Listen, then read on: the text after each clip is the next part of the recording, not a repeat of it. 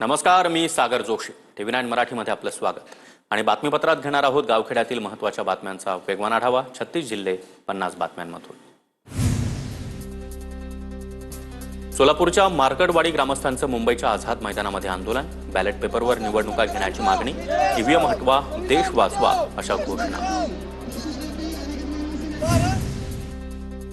करमाळ्याचे भाजप शहराध्यक्ष जगदीश अग्रवाल यांच्यावर प्राणघातक हल्ला. 8 ते 10 जणांनी हल्ला केल्याची माहिती. कोयता आणि काठ्यांनी मारहाण. हल्ल्याचं कारण मात्र अस्पष्ट.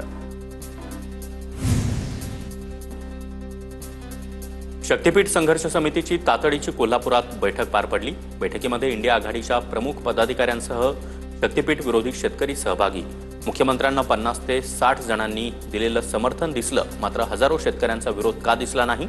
शेतकऱ्यांचा संतप्त सवाल. शक्तीपीठ महामार्गावरून कोल्हापूर जिल्ह्यामध्ये संघर्षाची चिन्ह. महामार्गाच्या समर्थनासाठी गडहिंग्लजमध्ये शेतकऱ्यांचा मोर्चा. चंदगडचे आमदार शिवाजी पाटील यांच्या नेतृत्वामध्ये मोर्चा काढण्यात आला. बच्चू कडू यांच्या सातबारा कोरा पदयात्रेचा आज शेवट. पदयात्रेमध्ये सर्वपक्षीय नागरिकांचा सहभाग. मरेपर्यंत शेतकऱ्यांसाठी लढत राहणार. आंबोडातील सभेमध्ये बच्चू कडू यांचं वक्तव्य. राज्यातील शेतकरी समाधानी वाटत नाही. त्यांचं कर्ज माफ करायला पाहिजे, तर शेतकऱ्यांच्या भावना समजून घेणारा कृषी मंत्री मिळावा. रोहित पाटलांची बच्चू कडूंच्या यात्रेतून सरकारवर टीका. वसई विरारमध्ये दिवसभर पावसाची रिपरिप. दुपारी 4 नंतर पावसाचा जोर वाढला. दिवसभर वसई विरार परिसरामध्ये ढगाळ वातावरण. अधूनमधून जोरदार पाऊस. साताऱ्यातील कोयना धरणाचे दरवाजे उद्या उघडणार. कोयना नदीपात्रामध्ये 5000 क्युसेकनं पाण्याचा विसर्ग करण्यात येणार. पुण्याच्या खेड तालुक्यातील भामा आसखेड धरण 65% भरलं. धरणातून लवकरच पिंपरी चिंचवड शहराला देखील पाणीपुरवठा सुरू होणार. 2 TMC पाणी वितरित करण्यात येणार. परभणीमध्ये आठवडाभरापासून पावसाची हुलकावणी. पिकं जगवण्यासाठी शेतकऱ्यांकडून शर्थीचे प्रयत्न. भाजपकडून जायकवाडी धरणामधून पाणी सोडण्याची मागणी. गोंदियामध्ये धान लागवड क्षेत्रामध्ये 40,000 हेक्टरनं वाढ. दरवर्षी पिकाखालील क्षेत्रामध्ये भर. यंदा जिल्ह्यामध्ये 2,19,000 हेक्टरवर पेरणी. बीडच्या गेवराई तालुक्यातील वाहेगाव आमला इथं अर्धा एकरातील कापसाचं पीक अज्ञातानं उपटून फेकलं. शेतकरी सुग्रीव काळेंचं मोठं नुकसान. तलवाडा पोलिसात अज्ञात व्यक्तीविरोधात गुन्हा दाखल. साताऱ्याच्या जावळी तालुक्यामध्ये ओला दुष्काळ जाहीर करण्याची शेतकऱ्यांची मागणी. मेढामध्ये शेतकऱ्यांचा भव्य मोर्चा. जावळीमध्ये मुसळधार पावसामुळे 80% पेरण्या रखडल्या. छत्रपती संभाजीनगरमध्ये स्वाभिमानी शेतकरी संघटनेचं प्रादेशिक सहसंचालक कार्यालयासमोर आमरण उपोषण. संत एकनाथ साखर कारखाना आणि शिवाजी अॅग्रो कारखान्याविरोधात शेतकरी आक्रमक. ऊसाच्या बिलाचे पैसे खात्यावर जमा करण्याची मागणी. सांगलीच्या करगणीमधील अल्पवयीन मुलीवरील अत्याचाराप्रकरणी RPI आठवले गटाचं आंदोलन. जिल्हाधिकारी कार्यालयासमोर पीडित मुलीच्या कुटुंबासह निदर्शनं. आरोपींवर कठोर कारवाईची मागणी.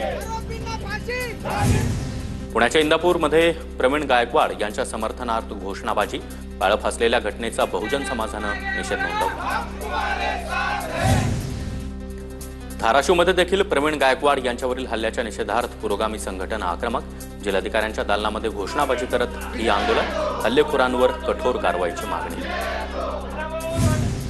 नाशिकच्या येवल्यामध्ये प्रवीण गायकवाड यांच्यावरील हल्ल्याचा सकल मराठा समाजाकडून निषेध व्यक्त. आरोपींवर मकोका अंतर्गत कारवाईची मागणी. विविध पक्ष आणि संघटनांचं मुख्यमंत्र्यांना निवेदन. शिर्डीमध्ये गुरुपौर्णिमा उत्सवामध्ये साईंच्या चरणी 3 दिवसात तब्बल 6,31 लाखांचं दान. 3 लाखांहून अधिक साई भक्तांनी दर्शन घेतलं. नाशिक शहरामध्ये चेन स्नॅचिंग करणाऱ्या संशयिताला अंबड पोलिसांकडून अटक. संशयितांकडून 2 सोन्याची लगड आणि मोटरसायकल देखील जप्त. पोलिसांकडून अधिक तपास सुरू. बीडच्या परळीमधील दिग्रसमध्ये सासरच्या जाचाला कंटाळून विवाहितेची आत्महत्या. 10 जणांविरुद्ध गुन्हा दाखल. या प्रकरणी पोलिसांकडून तपास सुरू. माथेरानच्या पर्यटनस्थळी ई-रिक्षांवर झाड कोसळलं. झाड कोसळल्यानं रिक्षामधील 3 जण जखमी. जखमींवर रुग्णालयामध्ये उपचार सुरू. पावसामुळे झाड कोसळल्याची घटना. बीडच्या केजमधील आवादा कंपनीसमोर विजेच्या खांबावर दारूच्या नशेत तरुण चढला. तरुणाची आत्महत्या करण्याची धमकी. तर काल रात्री हा संपूर्ण प्रकार घडला. पोलिसांच्या मदतीनं या तरुणाला खाली उतरवण्यात आलं. छत्रपती संभाजीनगरच्या पहाडसिंगपुऱ्यामध्ये दारुडा रिक्षाचालक टॉवरवर जाऊन झोपला. विजय भवरे असं या रिक्षाचालकाचं नाव. अग्निशमन दलाकडून या रिक्षाचालकाला बाहेर काढण्यात आलं. शाळेच्या वर्गखोलीमध्येच मुख्याध्यापक मद्यधुंद अवस्थेत असल्याचा धक्कादायक प्रकार. जालन्याच्या भोकरदन तालुक्यातील टाकळीच्या जिल्हा परिषद प्राथमिक शाळेमधील हा प्रकार समोर. भोकरदन पोलीस ठाण्यात मुख्याध्यापकावर गुन्हा दाखल. काँग्रेसचे दिवंगत नेते शंकरराव चव्हाण यांच्या जयंतीनिमित्त नांदेड शहरामध्ये ठिकठिकाणी बॅनरबाजी. शंकरराव चव्हाण यांचे भाजप नेत्यांसोबत लावलेले बॅनर नांदेडमध्ये चर्चेचा विषय. माझा आवाज एआयच्या सहाय्यानं बनवून चुकीची ऑडिओ क्लिप व्हायरल केली. भाजप आमदार राजेश पवार यांचा पत्रामधून खुलासा. पवार आणि जिल्हा उपनिबंधक अशोक भिल्लारे यांच्या आवाजाची एक कथित ऑडिओ क्लिप सध्या चांगलीच व्हायरल. साताऱ्यामधील शिवसागर जलाशयामध्ये मुबलक पाणीसाठा झाल्यानं तराफा सेवा सुरू. कोयना भाग आणि कांदाटी खोऱ्यामधील गावांचा दळणवळणाचा प्रश्न सुटला. अहिल्यानगरमध्ये लंपीच्या पार्श्वभूमीवर पशुसंवर्धन विभागाकडून मोठ्या प्रमाणामध्ये लसीकरण. 9,28,000 जनावरांचं लसीकरण. पशुसंवर्धन अधिकाऱ्यांची माहिती.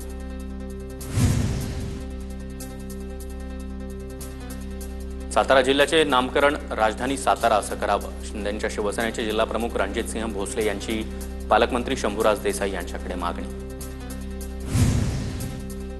राज्य सरकारच्या परमिट रूम करवाढी विरोधात सांगलीमध्ये मोर्चा. खाद्यतेल विक्रेते हॉटेल असोसिएशनच्या वतीनं आंदोलन. परमिट रूम हॉटेल बंद ठेवत सांगली जिल्हाधिकारी कार्यालयावर मोर्चा. जळगावात शिवतीर्थ मैदान ते जिल्हाधिकारी कार्यालयावर मद्य विक्रेत्यांचा मोर्चा. अन्यायकारक करवाढी विरोधात मद्य विक्रेते आक्रमक. मद्य विक्रेत्यांच्या 1 दिवसाच्या बंदमुळे शासनाचा 2 ते 2.5 कोटी रुपयांचा महसूल बुडाला. चंद्रपूरमध्ये देखील लावलेल्या कराविरोधात रेस्टॉरंट आणि बार असोसिएशन आक्रमक. जिल्ह्यातील बार परमिट रूम बंद. रेस्टॉरंट आणि बार असोसिएशन जिल्हाधिकारी कार्यालयावर मोर्चा काढणार.